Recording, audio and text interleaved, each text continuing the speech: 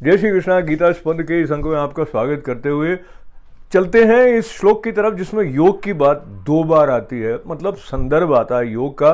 प्रारंभ ये श्लोक दूसरे अध्याय का 48वां इस प्रकार होता है, योगस्थः कुरु कर्माणि। तो कर्म कैसे करना है? योग में स्थित होकर करना है। योग में स्थित होने का अर्थ क्या है? तो थोड़ा थोड़ा इसको आगे और स्पष्ट कर रहे हैं इस श्लोक में भी। योगस्थः कुरु कर्माणि संगम त्यक्त्वा धनंजय।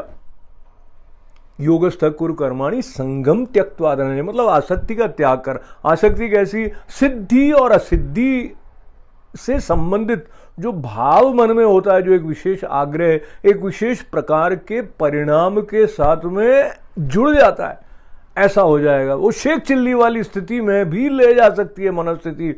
योगस्थः कुरु कर्माणि संगम त्यक्त्वा धनंजय सिद्ध्य सिद्ध्यो समो भूत्वा।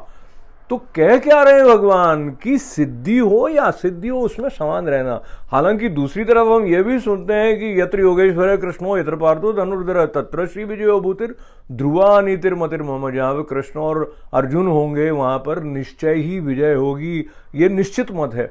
पर अभी जहां से धीरे धीरे विकास हो रहा है, आत्मा के बारे में स्पष्टता आ रही है, कर्म योग के बारे में भगवान इतना अच्छे से समझा रहे हैं कि वो कई शताब्दियों के बाद हमारे लिए भी स्वाभाविक रूप से प्रासंगिक हो जाता है। बात क्या है? योगस्थः कुरु कर्माणि संगम त्यक्त्वा धनंजय। कैसे? सिद्ध्य सिद्ध्यो समो भूत्वा।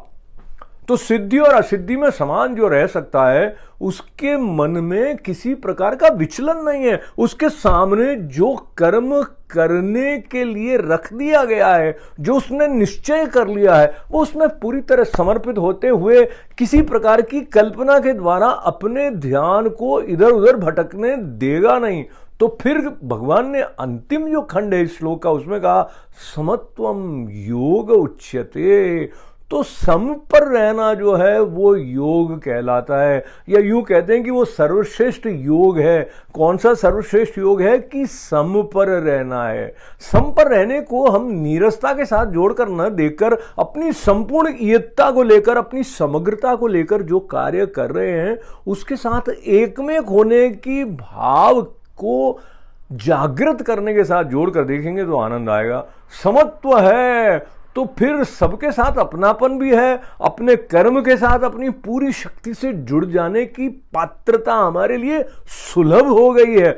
तो फिर क्या करें? फिर करते हैं जय श्री कृष्णा और गिरिराज धरण की जय। धन्यवाद, आभार, मंगल कामनाएं।